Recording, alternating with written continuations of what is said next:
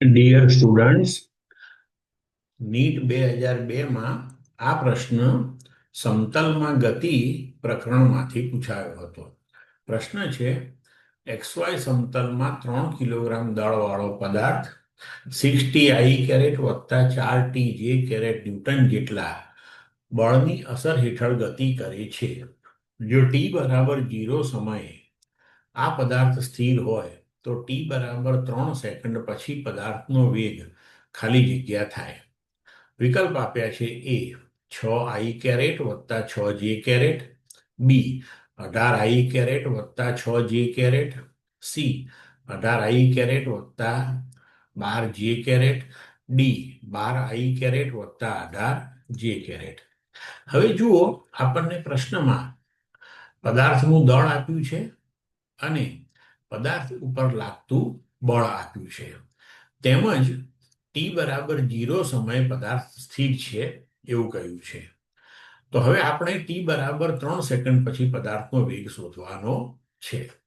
તો હવે પહેલા તો આપણે પદાર્થના દળ અને પદાર્થ ઉપર લાગતા બળની મદદથી પદાર્થનો પ્રવેગ શોધી શકીશું.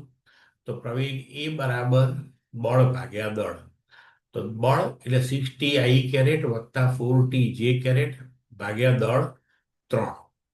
હવે એ બરાબર આપણને મળશે 2TI કેરેટ વત્તા 4/3TJ કેરેટ. જો આપણે આ પ્રવેગના સૂત્રને એ બરાબર AXI કેરેટ વત્તા AYJ કેરેટ સાથે સરખાવીએ તો આપણને AX મળશે 2T અને AY મળશે 4/3T. બરોબર છે. હવે આપણે પ્રવેગના x ઘટકનો ઉપયોગ કરીને વેગનો x ઘટક અને પ્રવેગના y ઘટકનો ઉપયોગ કરીને વેગનો y ઘટક શોધી શકીએ. તો ચાલો હવે એ કરીએ. હવે Vx બરાબર V0x વત્તા AXT. પ્રારંભિક વેગ 0 છે એટલે V0x આપણે 0 લીધો. AX એ 2T છે ઇન્ટુ T બરાબર 2T સ્ક્વેર થયું. હવે આપણે 3 સેકન્ડ પછી પદાર્થનો વેગ જોઈએ છે, તો અહીંયા T નું મૂલ્ય આપણે 3 સેકન્ડ મૂકી દઈએ તો Vx આપણને મળશે 18 મીટર પર સેકન્ડ. હવે તેવી જ રીતે Vy બરાબર V0y વત્તા AYT. તો પ્રારંભિક વેગ 0 એટલે V0y 0 વત્તા AY 4/3T ઇન્ટુ T એટલે 4/3T સ્ક્વેર. હવે ફરીથી આપણે T બરાબર 3 સેકન્ડ આ સમીકરણમાં મૂકી દઈએ તો Vy બરાબર 4/3 ઇન્ટુ 3 સ્ક્વેર બરાબર 12 મીટર પર સેકન્ડ.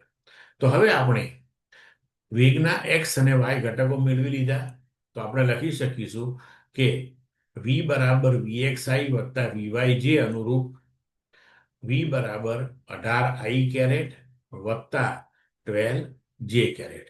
એટલે આપેલા વિકલ્પોને અનુરૂપ આપણો જવાબ જે છે એ C થશે.